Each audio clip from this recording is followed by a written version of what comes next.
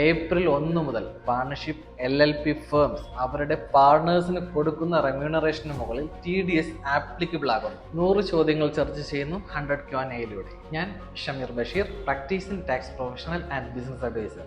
ഒരു partnership or LLP firm അവരുടെ പാർട്ണേഴ്സിന് റെമ്യൂണറേഷനായി 20,000 രൂപയ്ക്ക് മുകളിൽ ഒരു വർഷത്തിൽ പേ ചെയ്യുകയാണെങ്കിൽ അതിന് 10% TDS ആപ്ലിക്കബിൾ ആകുന്നു. സെക്ഷൻ 194T പ്രകാരമാണ് TDS ആപ്ലിക്കബിൾ ആകുന്നത്. പാർട്ണർഷിപ്പ് റെമ്യൂണറേഷന് TDS ആപ്ലിക്കബിൾ അല്ലായിരുന്നു.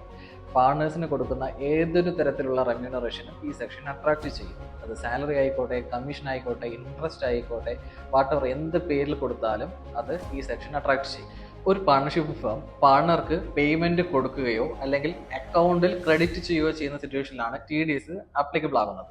ആ സിറ്റുവേഷനിൽ നമ്മൾ TDS ഡിഡക്ട് ചെയ്യുകയും അടയ്ക്കുകയും ചെയ്യണം. സാധാരണഗതിയിൽ പാർട്ണേഴ്സിന്റെ റെമ്യൂണറേഷൻ ഫൈൻഡ് ഔട്ട് ചെയ്യുന്നത് ഓഡിറ്റിംഗ് ടൈമിലോ ഇൻകം ടാക്സ് ഫയലിംഗ് ടൈമിലോ ഒക്കെയാണ്. പക്ഷേ ഇനി മുതൽ അത് നടക്കില്ല. എല്ലാ വർഷവും 31 മാർച്ചിനുള്ളിൽ പാർട്ണേഴ്സിന്റെ റെമ്യൂണറേഷൻ ഫൈൻഡ് ഔട്ട് ചെയ്യുകയോ അല്ലെങ്കിൽ ക്രെഡിറ്റ് ചെയ്യുകയോ ചെയ്യുകയും വേണം. അതിന്റെ TDS ഡിഡക്ട് ചെയ്ത് അടയ്ക്കുകയും വേണം. TDS ഡിഡക്ട് ചെയ്യാത്ത പക്ഷം ആ സ്ഥാപനത്തിൽ പാർട്ണേഴ്സ് റെമ്യൂണറേഷൻ എക്സ്പെൻസ് ആയി ക്ലെയിം ചെയ്യാൻ കഴിയില്ല. സോ ആ എമൗണ്ടിൽ കൂടെ നമ്മൾ ടാക്സ് പേ ചെയ്യേണ്ടി വരും. ഈ സെക്ഷൻ ഇൻട്രൊഡ്യൂസ് ചെയ്തത് കാരണം പാർട്ണേഴ്സിന് വർക്കിംഗ് ക്യാപിറ്റലിൽ ചെറിയ ഹോൾഡിംഗ് ഉണ്ടാവാം. കാരണം എല്ലാ മാസവും ചിലപ്പോൾ പാർട്ണേഴ്സിന് നമ്മൾ പേയ്മെൻറ്റ് കൊടുക്കുന്നുണ്ടാവും. സാലറി ആയിട്ടോ അല്ലെങ്കിൽ പാർട്ണേഴ്സിൻ്റെ എക്സ്പെൻസിന് വേണ്ടിയിട്ട് നമ്മൾ റെമ്യൂണറേഷൻ കൊടുക്കുന്നുണ്ടാവും.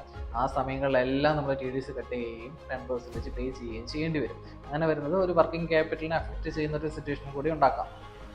ടാൻ നമ്പർ എടുത്തിട്ടില്ലാത്ത പാർട്ണർഷിപ്പ് ഫേംസോ LLPയോ ഉടനെ തന്നെ ടാൻ നമ്പർ എടുക്കുകയും ഏപ്രിൽ 1 മുതൽ TDSന്റെ ആപ്ലിക്കബിൾ ആയിട്ടുള്ള ഡിഡക്ഷൻസ് ചെയ്യുകയും ചെയ്യുക. കൂടുതൽ വീഡിയോ കാണുന്നതിനായി പേജ് ഒന്ന് ഫോളോ ചെയ്യുക.